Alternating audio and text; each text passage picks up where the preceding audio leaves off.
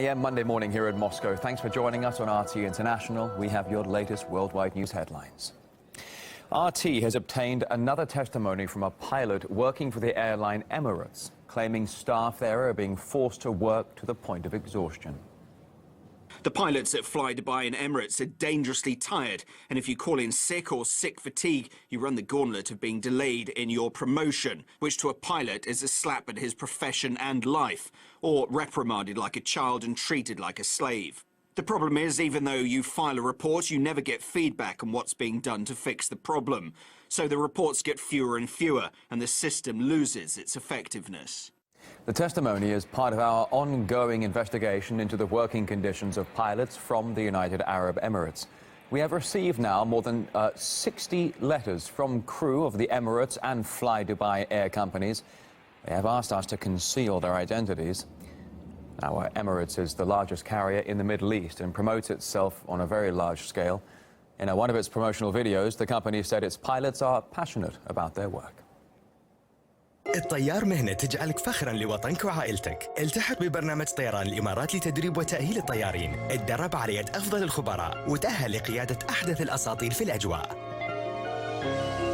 Well, given the airline's renowned reputation, we wanted to make sure that it had a chance to respond to the allegations.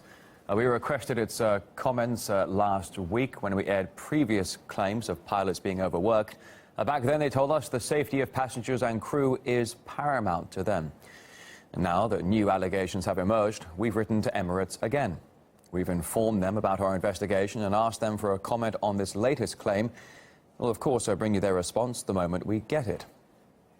Now, RT has also sent out the findings of our investigation to numerous organizations regulating civil aviation.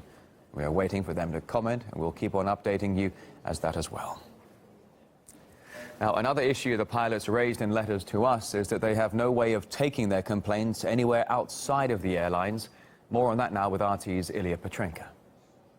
RT's Fly Dubai Gate campaign triggered an outpouring from dozens of pilots and other aviation industry staff. Of the 60 emails we received, we only published accounts from verified whistleblowers. Their revelations enough to send a shiver down the spine of any nervous flyer. I also have some photos, but I don't think I had to show it to you. Photos of my colleagues sleeping on the flight. So many pilots have fallen asleep at the controls. FlyDubai tries to fly to the maximum number of hours and provides the minimum number of days off. But low-cost carrier FlyDubai wasn't the only target of complaints. Emirates is one of the richest airlines on the planet, the biggest in the Middle East, carrying 50 million passengers a year. Its name's emblazoned on the shirts of some of the world's top football players. But when it comes to working conditions for the pilots, Emirates' record is being put into question. The pilots work too much, they're always tired, and they don't get enough time to sleep. The 7 pilots at Emirates do the same job that 10 or 11 pilots do at European airlines. Flight fatigue is an issue we take seriously, and in order to effectively manage it for our pilots, Emirates has a special fatigue committee, in addition to our existing fatigue management system. If pilots feel Emirates has not addressed their fatigue concerns, they also have recourse of addressing this with their regulator. There is a system called FRSM, Fatigue Safety Management, which they use as an excuse, but when you call fatigue, that means you fill out a form which says how many days you have been working, how many days you have been resting, what kind of sleep pattern you followed. This is all fair enough, but you can do it twice, maybe 3 times. If you do it more often, you will get a warning. But it could be the tip of the iceberg. RT has received a growing number of new claims. There's a deep fear among the Emirates staff of speaking out. We were strictly asked not to reveal the identities of the whistleblowers who came to us. I have resigned with no job to go to because of the rosters and management style. In my mind, being in this job is like being in an abusive relationship. We're not allowed to talk to journalists, obviously, but I'm so angry that lives had to be lost, families torn apart, all for greed and profit, that I think it's my duty to speak out.